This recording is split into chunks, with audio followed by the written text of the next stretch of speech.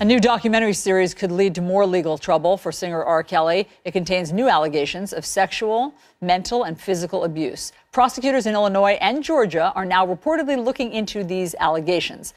But Kelly does not seem troubled by any of this. Cell phone video shows him celebrating his 52nd birthday in a Chicago nightclub last night.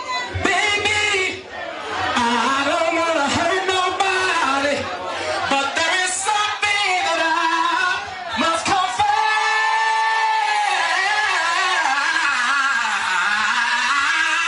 Somebody make some money. All right, let's discuss all of the latest with the host of Touré Show podcast, Touré, and CNN legal analyst Ariva Martin. Great to have both of you. Touré, this comes, I bet, as no surprise to you. You have been following R. Kelly's story for many years. So just to refresh our viewers' memories who have not been following along, let me just pull up a timeline of R. Kelly, and then you can fill in the blanks. He married 15-year-old Aaliyah when he was 27. That was in 1994. The Chicago Sun-Times investigation revealed police investigated him twice for allegations of sex with minors. In 2002, there was an alleged sex tape that emerged, claiming to show Kelly sleeping with a minor. He denied it. In 2002, he was charged with 21 counts of child pornography. In 2008, acquitted on all charges. In 2017, a woman alleges that she was sleeping with Kelly when she was 16. What have we missed? Well, the only thing I would miss is my interview, and not to make it about me, but I was a critical part of that second part you talk about. He comes off the trial. I'm working for BET, comes and gives me an interview. It's a big part of the docuseries. The core moment that everybody remembers, I asked him, do you like teenage girls? He could not say no. We have that. We have that moment. Let's play that, and then you can tell us about it. Do you like teenage girls? When you say teenage, how are we talking?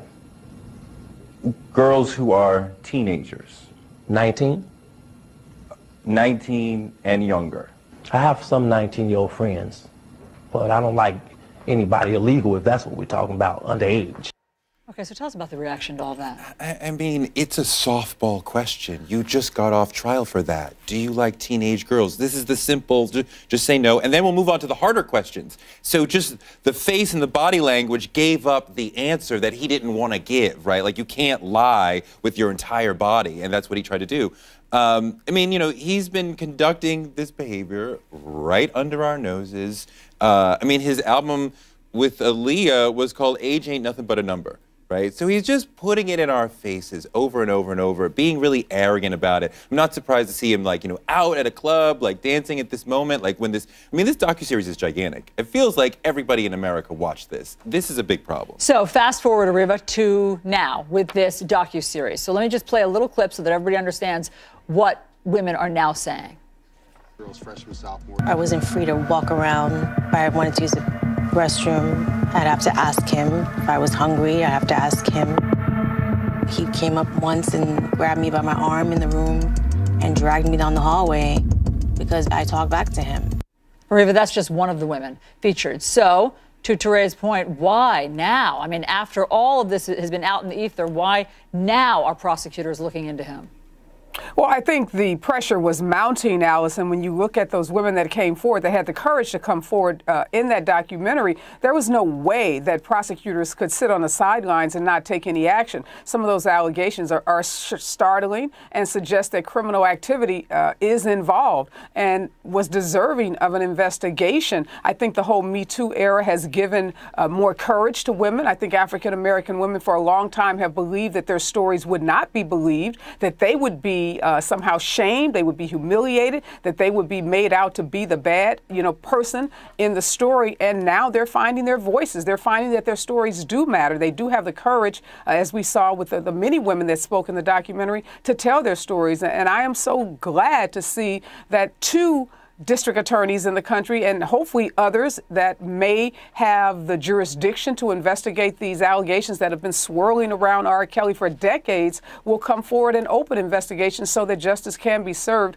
for the victims that have suffered as a result of his blatantly unacceptable conduct. Touré, I mean, obviously it's akin to Harvey Weinstein, it's akin to Bill Cosby. When one woman speaks, the dam breaks. But it's also interesting that these women spoke to a filmmaker and didn't necessarily go to authorities. I mean, this is a really powerful moment in that these stories have played out over years, right? With the Aaliyah story in the 90s, the tape story with my interview in the Double O's, and the stories of him having this sex cult that played out in a lot of magazines. But they had not been together, right? And they were so separated that I think people saw them as different. And what Dream Hampton, the filmmaker, has done here is put them all together, right? And do an amazing job of pulling people from throughout R. Kelly's life to tell this story. This has been a long period of crazy behavior. I mean, at some point... And flagrant. I mean, to your point, just brazen and flagrant. Yes, absolutely. Ariva, do prosecutors now use this documentary? Can they use this documentary as their evidence for women who hadn't previously come forward? Oh, absolutely. They can use the statements that were made in the documentary, and they can use it to encourage witnesses to come forward. What we know about the acquittal of R. Kelly in the 2000 was that the victim did not take the witness stand and testify. And that gave pause to the jurors. They weren't able to find that he was guilty beyond reasonable doubt. And we know that's a very high standard. But hopefully, the women that have come forward that have talked about it, the people that have been a part of this documentary, will give courage to other victims to come forward. Prosecutors need hard evidence. They need the victims telling their stories. They need percipient witnesses, people that were there that witnessed the criminal activity to come forward. That's how prosecutors can build credible cases and can get convictions if indeed the allegations made in the documentary are true. And at this point, we have no reason to believe they're not true.